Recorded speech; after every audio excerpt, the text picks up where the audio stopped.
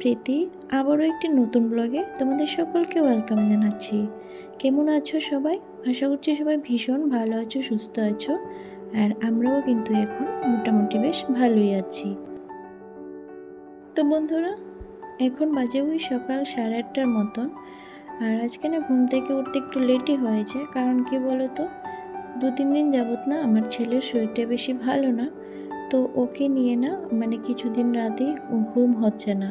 তো সেই জন্য ঘুম থেকে উঠতেও একটু লেট হয়ে যাচ্ছে। তো ঘুম থেকে উঠে ঠাকুর প্রণাম করে ফ্রেশ ট্রেশ হয়ে নিয়েছি। আর ওকেও ঘুম থেকে উঠিয়ে দিলাম, কারণ কিছুদিন ধরে খাওয়া দাওয়া করছে না। তো ওকেও মুখ টুক ব্রাশ টাশ করিয়ে তারপর ওকেও টিফিন দেব, আর আমিও একসঙ্গে টিফিনটা খেয়ে নেব। তো তার আগে ওদিকে ফ্রেশ হতে থাক, তো ভাবলাম বিছানাটা আগে গুছিয়ে নিই আর ঘরের কাজকর্ম মোটামুটি একটু এগিয়ে রাখি। তো তারপর এই যে লিভিং রুমটাও গুছাতে চলে এলাম, আর বেডরুমটা গুছিয়ে ওকেও একটু টিফিন দিয়ে দিয়েছি, আর আমিও একটু চা খেয়ে নিলাম। তো ভাবলাম একটা ঘর যখন গুছিয়ে নিয়েছি, তো এই ঘরটাও গুছিয়ে নিই, তারপর আজকে রান্নাবান্না করতে যাব। তো লিভিং রুম বেডরুম মোটামুটি গুছিয়ে চলে এলাম এবার রান্নাঘরে, কারণ সকালের খাবারটাও তো করতে হবে। রোনা কিছুদিন ধরেই খাবার দাবার ঠিক মতো করছে না, তো আগে রান্নাটাই সেরে নিচ্ছি। আর এই যে টমেটো দিয়ে ডাল রান্না করছি, আর কারকল ভাজা, আর এখানে এই যে মাটন এনেছিল, তো মাটনের জন্য সব কিছু কেটে কুটে রেডি করে নিয়েছি। আর মাটনটাও বেশ ভালো করে ধুয়ে পরিষ্কার করে নিলাম। আর এবার আস্তে আস্তে রান্নাটা করে নেব। কিছুদিন ধরেই খাওয়া দাওয়া করছে না, তো ওর পাপা ওর জন্য একটু মাটন এনেছে। যদি একটু ভাত খায়, আর যদি এটাও না খায়, তো সেই ডালই ভরসা, সেই জন্য একটু ডালে করলাম। আসলে কি বলতো, বাচ্চাদের যদি শরীর খারাপ হয়, তাহলে দেখবে মা বাবা তাদের যেমন আরও মনটা বেশি খারাপ হয়ে যায়, আর কোনো কিছু করতেই ভালো লাগে না। আর আমরা চেষ্টা করি বাচ্চাদেরকে যথেষ্ট রকম সুস্থ রাখার, তারপরে যখন অসুস্থ হয়ে যায় তবু চেষ্টা করি কি তাড়াতাড়ি সুস্থ করে হয়ে যাওয়ার, আর যেন খাওয়া দাওয়াটা ঠিক মতো করতে পারে। তো সেই চেষ্টাই ওর পাপাও জানে, ও তো একটু মাটন মাংস এগুলি ভালোবাসে, তো একটু মাংস এনেছে, আমি কিন্তু বলিনি। তো যাই হোক, এই যে মাংসটা মশলাটা ভালো করে কষিয়ে মাংসটা বসিয়ে দেব। আর ওদিকে ডাইনিং টেবিলটাও একটু মুছে দিলাম, আর ডাইনিং টেবিলের উপরে যে মানি প্ল্যান্টগুলি রাখি, সেটাও একটু ভালো করে ধুয়ে আবার সুন্দর করে গুছিয়ে রাখবো। তো মশলাটা ভালো করে কষিয়ে মাটনটাও দিয়ে দিয়েছি। আর মাটনটা তো সিদ্ধ হতে অনেকক্ষণ টাইম লাগে, তো সেই ফাঁকে ফাঁকে একটু নাড়া দেব, আর বাকি কাজগুলি সেরে নেব। এই যে সব কিছু ধুয়ে নিয়েছি, আর এই যে মানি প্ল্যান্টটার জলটাও একটু চেঞ্জ করে দিলাম। আর এবার সব কিছু আবার জায়গা মতো রেখে দিচ্ছি। আর দেখতে কিন্তু ডাইনিং টেবিলের লুকটাই চেঞ্জ হয়ে যায় এই মানি প্ল্যান্টটার জন্য। তো দেখো, এদিকে মাটনটাও মোটামুটি কষানো হয়ে গেছে। এবার আলুটা দিয়ে দেব। আর মাটনের রান্নার সময় আলুটা কিন্তু আগে দেওয়া যায় না, আলুটা একদম গলে যায়। আর মাটনের কি বলো তো, আলুটা না আর একটু মোটা করে দিতে হয়, বড় করে। কিন্তু আমি ভেবেছিলাম অন্য মাংস এনেছে, আর আলুটা কেটে তারপর দেখি মাটন এনেছে। তো যাই হোক, কেটে নিয়েছি তো কেটেই নিলাম। তো এবার এই যে কাপড়গুলি ধুয়ে মেলে দিচ্ছি, আর এক মাটনটার মধ্যে ঝোল দিয়েই কিন্তু আমি এই কাজগুলি করছি। মাটনটা ততক্ষণে সিদ্ধ হতে থাকবে, আর আমার কাজগুলিও কিন্তু হয়ে যাবে। আর আমি যখন কাপড়গুলি মেলে দিচ্ছিলাম, প্রচণ্ড রোদ ছিল, আর সেই সঙ্গে ছিল প্রচণ্ড বাতাসও। ওই গাছগুলি দেখতে পেলেই বুঝতে পারবে কী পরিমাণ বাতাস চলছিল। আসলে কি বলতো, এই রোদের মধ্যে যদি বাতাস চলে তাহলে কিন্তু ঠিক গরমটা না এতটা লাগে না, যদি বাতাসটা থাকে। আর যেদিন বাতাসটা থাকে না, সেদিন কিন্তু গরমটা সহ্য করাই একদম খুব কঠিন হয়ে যায়। তো দেখো, এই যে মাটনটাও কিন্তু সিদ্ধ হয়ে গেছে।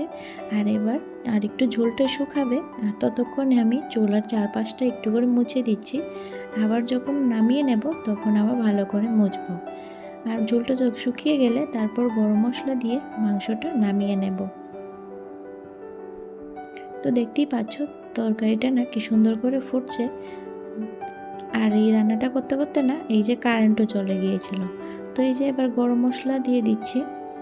আর গরম মশলা না সবসময় প্যাকেটেই খাই, কিন্তু আমি ঘরের মধ্যে একটা গরম মশলা করেছিলাম, সেই গরম মশলাও একটু অল্প করে দিয়ে দিলাম। তো এই যে কারেন্ট চলে গেল, আর এই যে আমার মাংসটাও কিন্তু হয়ে গেছে। এবার চলো এটা সুন্দর করে বাটিতে তুলে নিই। তো এখন যে কটা বাসন ছিল সেগুলি এখন ধুয়ে নিচ্ছি, আর চুলাটাও সুন্দর করে আবার মুছে দিয়েছিলাম। রান্নার শেষে বেশি বাসন আমার থাকে না, ওই কড়াই আর এক দুটো জিনিস যদি থাকে। আসলে কি রান্নাবান্না করতে করতে আমি বাসনগুলি মোটামুটি ধুয়ে নিই, আর তাহলে না পরে যখন রান্নাবান্না শেষ করি বেশি বাসন দেখলে আমার মাথাটা একদম গরম হয়ে যায় আর অনেকটা বিরক্ত লাগে। তো সেই জন্য কী করি, রান্নাবান্না করার মাঝেই বাসনগুলি মোটামুটি ধুয়ে রাখি। তো দেখো রান্নাবান্নার কাজ শেষ করে এবার চলে এলাম বেডরুমে। এবার সবগুলি একটু ভালো করে জিনিসপত্র মুছে দেব, মানে ওই ডাস্টিংটা করে নেব। আর ওই যে আমার ছেলেকে দেখতে পাচ্ছ, মানে ওর সব এই যে ছোট ছোট খেলনা নিয়ে বিছানায় শুয়ে শুয়ে খেলা করছে। মানে এখন মোটামুটি শরীরটা সুস্থ আছে, তো মোটামুটি সুস্থ মানে পুরোপুরি সুস্থ হয়নি, তো বিছানায় শুয়ে শুয়েই খেলছে। তো আর এদিকে আমি আমার কাজগুলি করছি আর ওইদিকে খেলা করছে। বন্ধুরা দেখতে পাচ্ছ কি পরিমাণ বাতাস দিয়েছে যে এইখানে ফুলের ভাঁজটা পড়ে গেছে। তো এটা যখন পড়েই গেল তো ভাবলাম এই জায়গাটা সুন্দর করে একটু ক্লিনিং করে নিই, কারণ এটা তো একটু উপরে, তো এটা না প্রত্যেক দিন আমি ক্লিনিং করতে পারি না।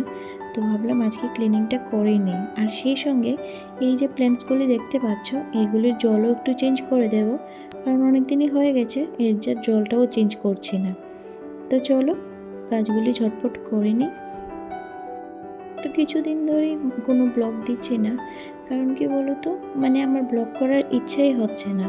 মানে বলতে পারো যে ছেলের শরীর ভালো না তুমি কি সংসারে কাজ করা ছেড়ে দিয়েছো, সেটা নয়, সংসারে কাজ তো করতেই হয়, কিন্তু কি বলো তো, ক্যামেরা হাতে নিয়ে যে কাজ করব সেটার না একদম ইচ্ছাটাই হচ্ছিল না। মানে ও কতক্ষণে সুস্থ হবে, ও কতক্ষণে ভালো হবে, আমি না সেটাই চেষ্টা করছিলাম।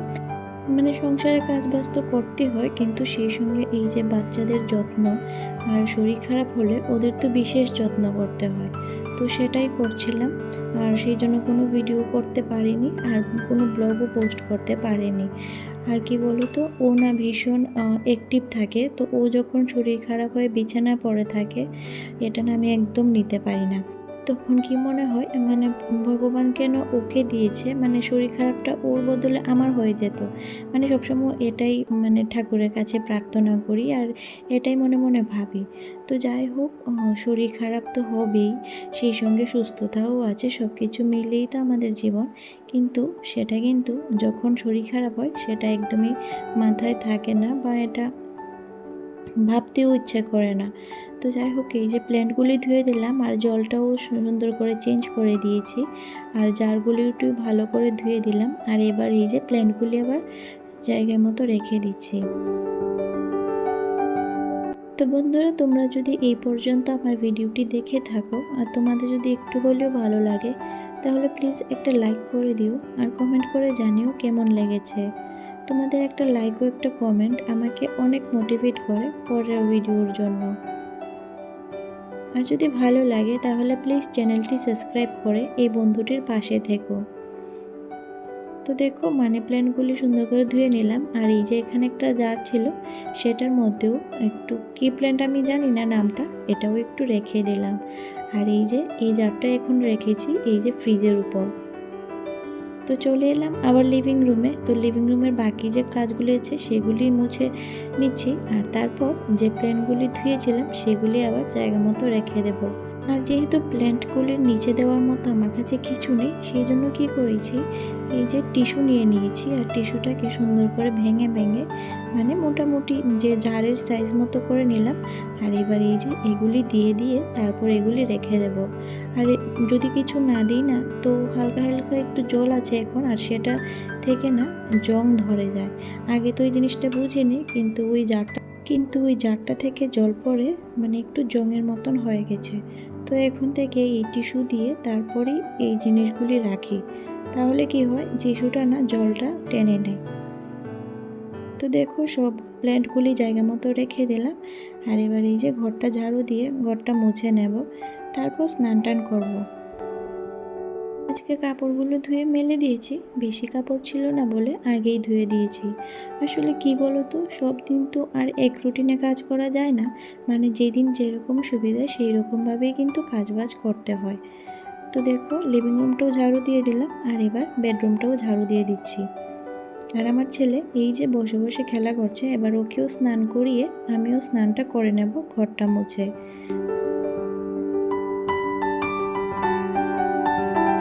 তো এই যে স্নান টান করে চলে এলাম, ঘরটাও মুছেছি। প্রত্যেক দিন আর তোমাদের সঙ্গে কি ঘর মোছার ভিডিও দেবো বলো, তো সেই জন্য আর আজকে ঘর মোছার ভিডিও করিনি। আর এই যে এবার চুলটা আঁচড়ে চুলটা বেঁধে দিচ্ছি।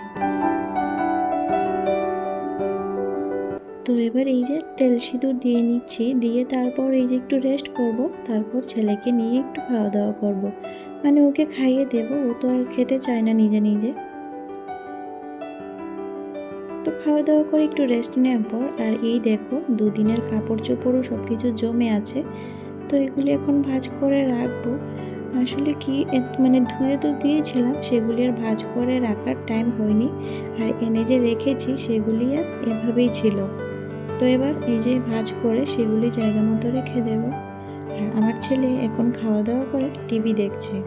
আসলে কি বলতো, সকাল থেকে সমস্ত কাজ একা হাতে করতে হয়তো, আর তার উপর বাচ্চা সামলানো, তো সেই জন্য না একটার পর একটা প্ল্যান করে কাজ করতে থাকি। মানে সবসময় মাথার মধ্যে এটাই ঘুরতে থাকে যে এটার পর কোন কাজটা করব, কোন কাজটা করলে একটু তাড়াতাড়ি হবে। তো সেই অনুযায়ী ঘুম থেকে উঠেই আগে প্ল্যান করে নিই যে কীভাবে সংসারের সমস্ত কাজ একা হাতে করব, আর এই গরমের মধ্যে বাচ্চাকেও সামলিয়ে সব কাজ সেরে উঠতে পারবো।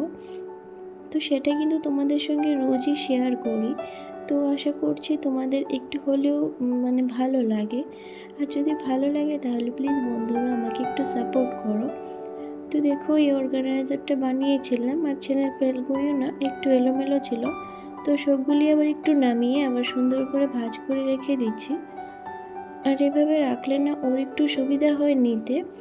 একটু এলোমেলো তো হই, কিন্তু 2-3 দিন পর পর যদি এইভাবে আবার সুন্দর করে গুছিয়ে দেওয়া যায়, তাহলে কিন্তু ওয়ার্ড্রোবটাও সুন্দর করে গুছানো থাকে। তো দেখো সুন্দর করে গুছিয়ে নিলাম, আর এবার সুন্দর মতো আবার জায়গা মতো রেখে দেব। আসলে কি বন্ধুরা, মানে ইউটিউবে না এসে কিন্তু বা ইউটিউবে যারা কাজ করে না তারা কিন্তু বুঝতেই পারবে না যে ইউটিউবে কাজ করাটা কতটা কষ্ট। মানে প্রত্যেক দিনের কাজ তো আমরা করি ঠিক আছে, কিন্তু এই যে ক্যামেরা সেট করে কাজ করা সেটা কিন্তু খুবই কষ্ট। আর সেই সঙ্গে যদি ঘরে একটা বাচ্চা থাকে তাহলে তো আরও, মানে কি বলবো।